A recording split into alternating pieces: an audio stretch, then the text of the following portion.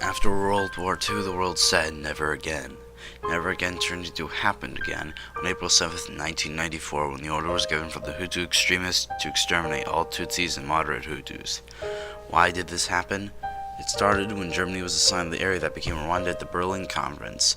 When scientists were brought in to compare the two main groups, Hutu and Tutsi, it was decided that the Tutsis were closer to Europeans due to their lighter skin and facial features. The colonists assigned mandatory ID cards that stated whether one was Hutu or Tutsi. It was said that the Tutsis enjoyed better treatment, job opportunities, public services than the Hutus. It all boiled over on April 7, 1994, when the president's plane was shot down by an unknown group. Innocent men, women, and children were all killed by machetes, guns, and grenades. The violence did not stop until 100 days later on July 15th, but not before claiming 800,000 lives and creating many displaced citizens.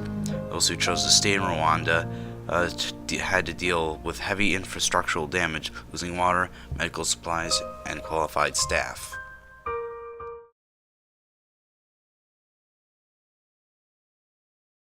Although South Africa was a democratic country, native African citizens were not allowed to vote. If they were, the European ruling class would lose their power. This fear of losing power resulted in apartheid, meaning apartness. Apartheid was the segregation of Caucasian and African citizens of South Africa beginning in 1948 and lasting until 1993. Native African citizens during this period were forcibly evicted from their homes and forced into quote-unquote homelands, where housing conditions consisted of crude shacks and ghettos with vastly inferior public services such as education and healthcare.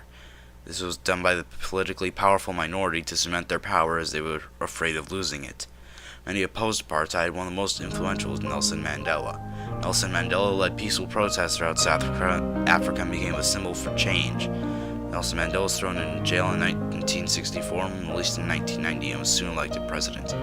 Apartheid was officially ended in the 1994 election, in which everybody was allowed to vote.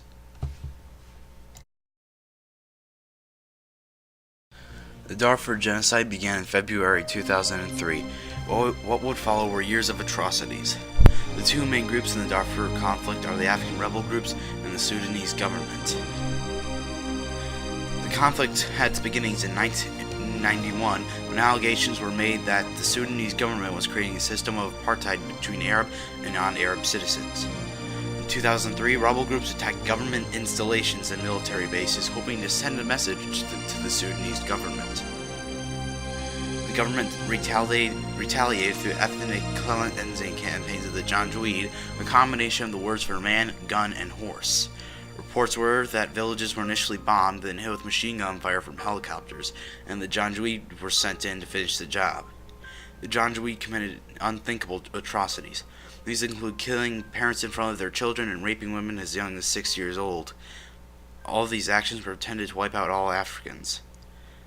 They were suspected of being supplied by the Sudanese government, as well as a group of traditional nomads cannot afford such things like helicopters, and the government wants land for oil exploration.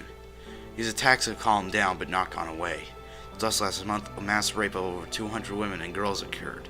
Humanitarian aid has been sent, but since no military intervention has happened, the horrors will continue.